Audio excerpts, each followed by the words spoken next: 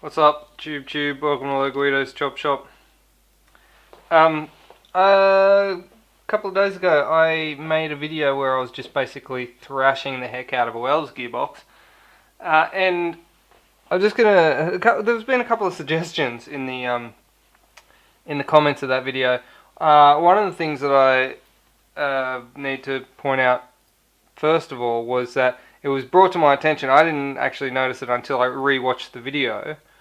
That the tappet plate or the nozzle actually sort of stopped moving or started moving differently um, during the second test. I can't remember exactly how far into the second test, but it did indeed um, snap the return spring. This is the return spring here, and that little loop snapped off. So that happened in the second test. So thanks for pointing that out. Can't remember who it was. You know who you are. Shout outs to you. I've replaced that with a new spring now. Incidentally, the piston that I replaced after the first failure is still looking fine after 10 minutes of torture. One of the other things that I think people need to sort of think about as well is like 15 minutes of full auto thrashing. That's a lot. I think that's more than the lifetime of some blasters. Like, you don't think too much about it. You think 10 minutes. Oh yeah, I play a game that goes all day. But you're not full auto holding that trigger down the entire length of the game. It's a very short amount comparatively that you're actually holding the trigger down during the game. Like, I don't know. Until you actually do it, like, until you actually literally hold down the trigger and let it go for 10 full minutes, I don't think you can actually comprehend how long that is. And I'd love to have like an hour meter or something on a Gel Blaster motor to actually accurately count how many minutes or hours or whatever the actual motor is on for during the life of a Gel Blaster. That would be interesting, because I don't think most Gel Blasters, most off-the-shelf Gel Blasters, I don't think they would get a full 15 minutes. I mean, case in point, Wells got 4 minutes here before the rubber fell off the cylinder head and caused the piston to get smashed. And then another, I don't know, maybe let's call it somewhere between 5 to 10 minutes. I'd have to re-look at the footage that I shot before the return spring broke. So, I mean, if you're trying to relay that to real life situations, that could be a month before this actually breaks. Do you know what I mean? It's Someone also mentioned it's not fair. It's not a fair example. It's not a fair test. No, it's not fair. I'm not trying to be fair. I'm trying to thrash the thing. I mean, I'm just seeing what can break. It was mentioned that, this isn't a comparative example to what the gearbox would be like when it's inside a blaster. No, because this is actually a lot harsher, because I'm trying to break it. I don't, I don't want to be nice to it. I'm not trying to, like, it's generally not recommended that you dry fire blasters excessively. This is not recommended. I don't recommend. I said I don't recommend any of this before I started. I'm trying to destroy this. This was my goal. So another actual suggestion from the comments was to spring it up the spring, and see what Yeah, see what breaks it, see how many springs we can go up to before the gearbox explodes. And I think that's a pretty good idea. I don't know that I'll do a full 10-minute torture test like I did as I go up in springs, because that it was really hard for me. like it sounds easy, but it was actually quite hard. Keeping power to it. I mean, I had it hooked up to a car battery, and I think at times even the car battery was struggling to to keep going. Um, it's loud as well. It makes a horrible racket, and I mean, I have tinnitus at the best of times, but I actually hurt my ears during that last test, and I should probably wear some ear protection if I'm going to do it again. That was terrible. But I do have an assortment of springs. I've got an M100, an M110, an M120, an M140, and an M150. Don't know why I don't have a 130. I think I had a 130, but I think it's in a blaster. But yeah, it'll be interesting to slam these in there and see what happens. I mean, something's going to give, but I wonder what. I wonder what will give first. Will it be teeth snapping off the gears? Will it be the front of the gearbox housing popping off? That's what I gotta be real. That's what I was expecting. I was expecting failure at the top of the gearbox, but yeah. Let's do this. Let's do some faux science. Obviously, I got to put this back together. I'll just do this off camera. All right. Gonna change the spring. Gonna put the M100 in first. I don't actually know what the standard spring in this is rated to, but I don't know. We'll go with M100, and I can tell you, it does seem like it's a bit stiffer than standard. Now, the M100 should be good for just under 330 FPS, thereabouts. Alright, Ear Pro on, let's roll.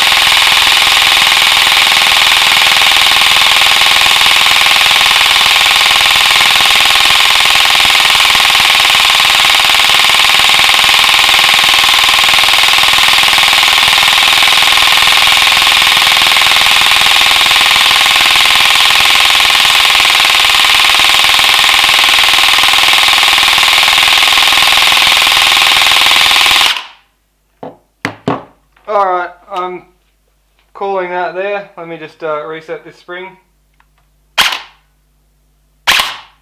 There we go. So it's not tension when I pull it back. Let's see.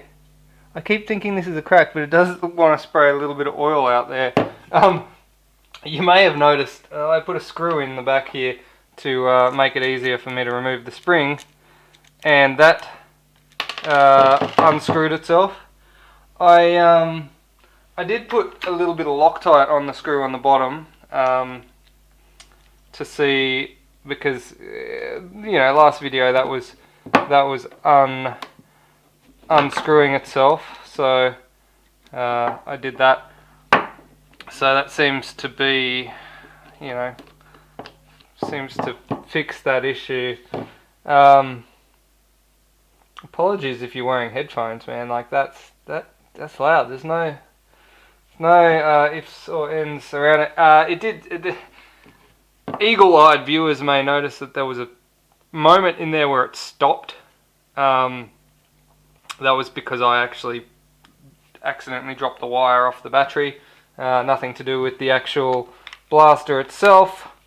So I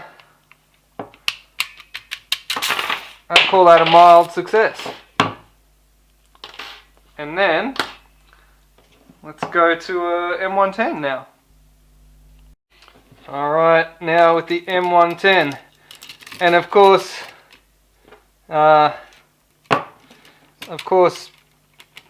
people who are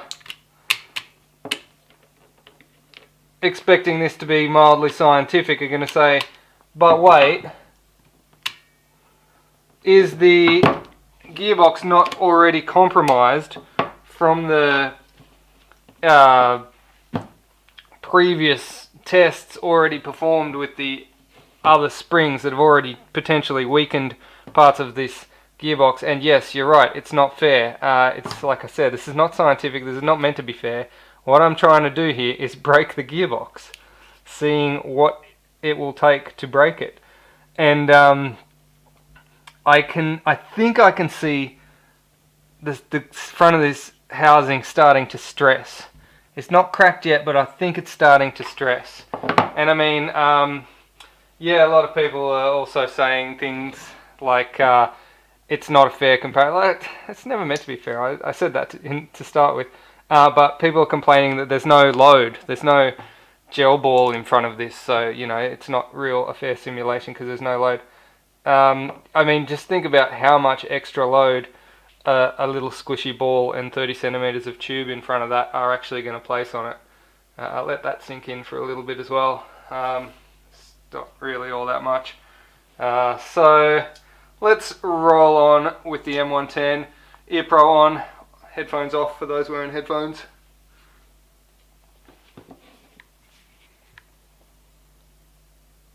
Here we go, contact.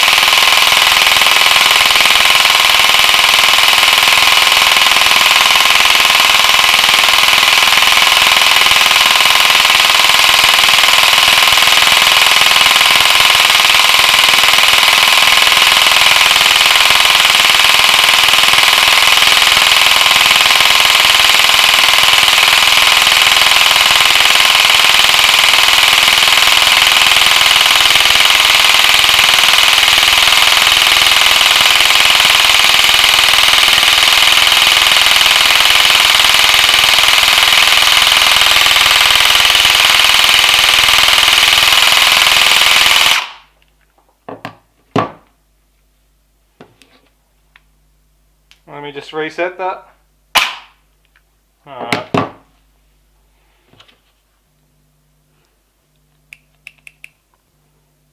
Nozzle's still attached. Gearbox is still attached. Keeping an eye on this. I feel like that's stressing in there.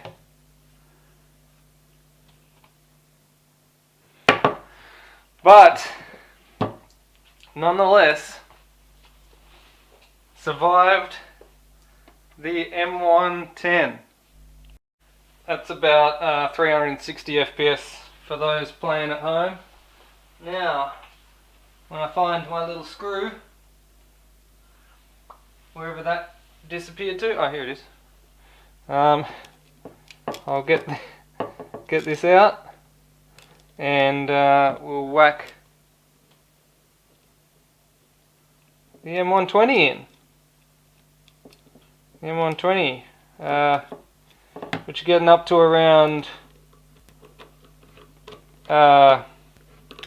theoretically around 390 FPS. Though in practice, probably not so much.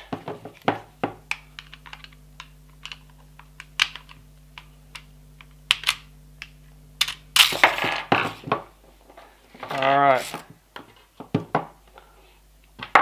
Let's get that M120 in. Alright.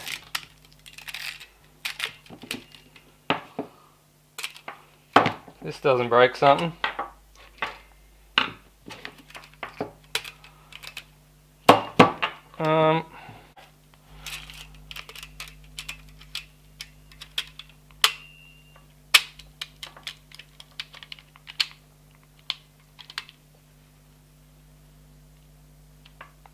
Alright, that is quite difficult to get in. Quite a precarious position. Sorry if I'm doing this off camera. So, it's quite a big spring. Alright. I feel like this is going to break it. If anything was going to break it, we're in breaking it territory now, if we weren't already in breaking it territory up until now. Alright, everyone, Ear Pro on.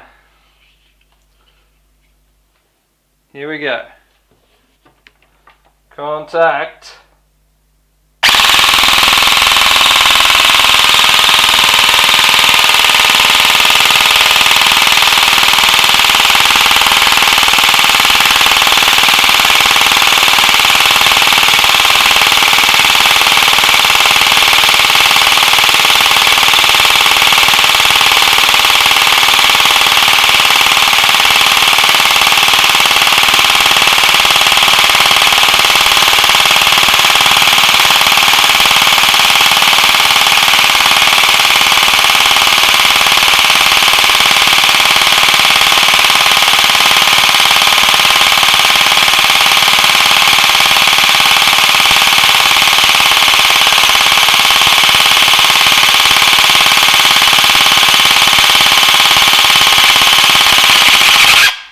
Alright, something just gave.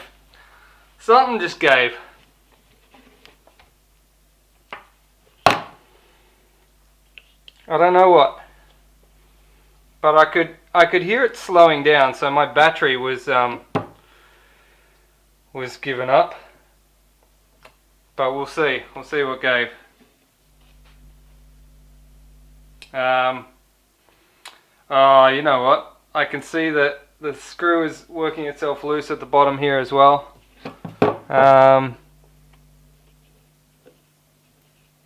That is definitely not oil. Alright, can we get a zoom in on that? Alright, we have catastrophic failure. This and this These two areas that I could see were stress points. Well, I knew they were because, I mean, let's face it, we know that's where they break. You can see that they have actually fractured there and there. This gearbox is now compromised. The front housing of this has broken off, and eventually the front housing on the other side, like when this splits, then you're pretty much held on only by the other side, and then of course when you're only held on by one side it goes as well. I can see stress fractures forming here as well. I don't know if you can see that in the camera. Not as bad as the other side. The other side's gone fully through, split front and back. That is gone. Peace be with you. Sayonara. Thanks for playing Wells. Let's be real. Took a beating. I mean, we know these aren't the greatest gearboxes out on the market, that's for sure. But took a beating. Took a beating. Alright, I think I might leave it there. If you want me to do an autopsy on this and find out what else broke, taper plate springs still functional. I did hear what sounded like it could have been some gears stripping towards the end there, right when I cut it off. It's possible that we might have lost a bevel gear or a pinion gear or something. It's possible. We'll see. If you want me to do an autopsy, put it down in the comments. Don't forget to subscribe, all that sort of good stuff. And if you're interested in buying a patch from me, you can hit me up on FacePage, or you can use the Buy Me a Coffee link to buy me a coffee down below. Of course, as always, shout outs to my coffee buyers. Who's bought me coffee recently? Let's have a look. Adam Hoy, someone, and Dazza the Kid. Alright, thank you very much. Peace.